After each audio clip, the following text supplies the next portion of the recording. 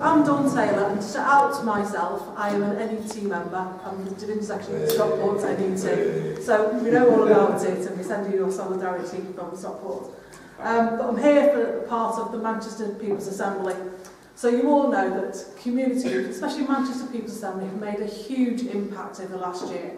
At the Tory Party conference, the imagination, the contributions that came from the community around Manchester to say that this is our city.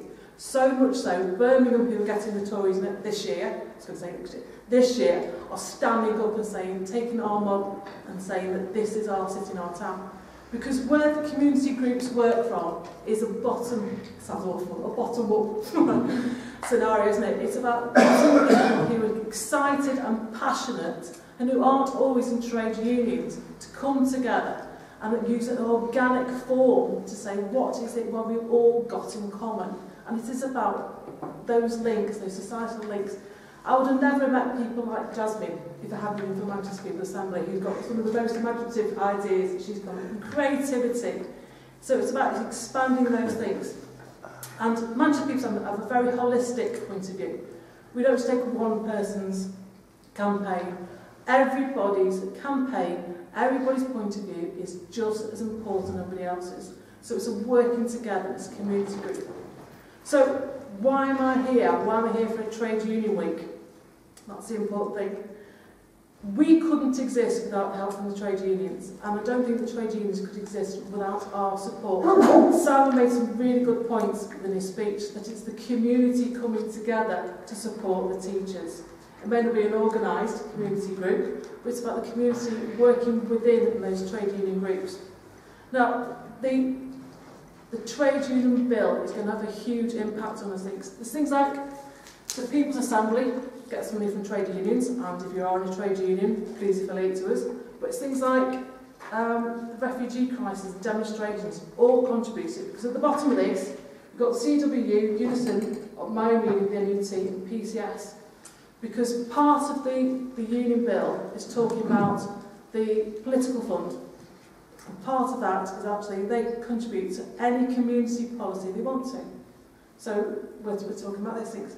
And what the trade union bill is going to say is that you have to opt in to that political fund, where at the minute your union asks you if you want to opt out.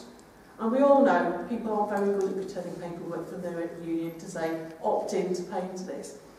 And there's been estimates that around about 80 to 90% of that funding is going to be cut. It's a huge, huge thing.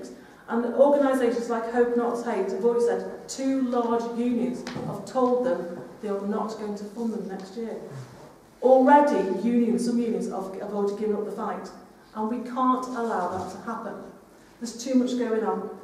But, so within it, we've got 26 trade unions have political funds. And what they're doing is fighting the inequality that's going on within our union. And again, Manchester People's Assembly just campaigns so hard. It is about bringing voices to people who can't access those things to the trade unions.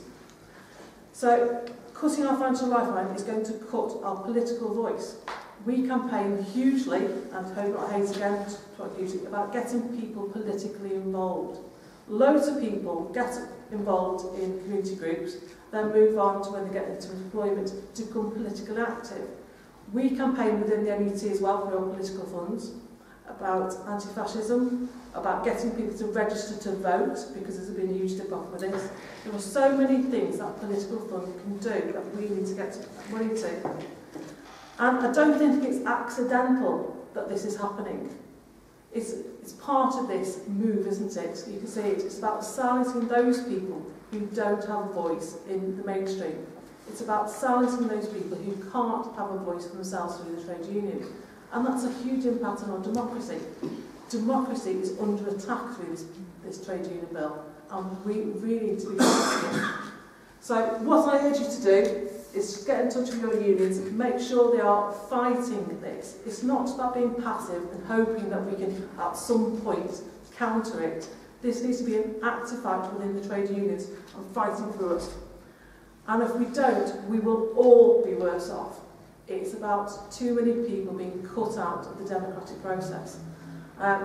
I've not really got much more to say other than we're going to have a fundraising because we're after your money, as always. We're looking for putting on coaches to go down to the demonstration on the 16th of April. And this is about, again, community people who can't afford the £40 for trains. Because we've had a vote, so I think we're going to just charge £3 for people who aren't in employment to get on a coach to come down to London for this demo. That is nothing. So we're actually doing is that every trade union affiliates to us, puts into this money, so we're getting everybody to it, because we're looking at health, homes, education, jobs, all those things that we're being cut out of. So what I ask is that we do need to keep the voice going, we do need to keep the fight going, and we do need to be using our voices more.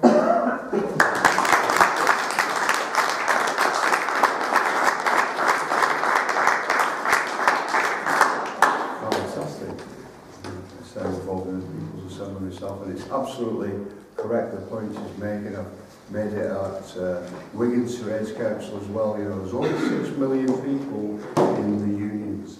The workforce is 30 million people. If you've done any amount of maths, you know that that isn't a majority.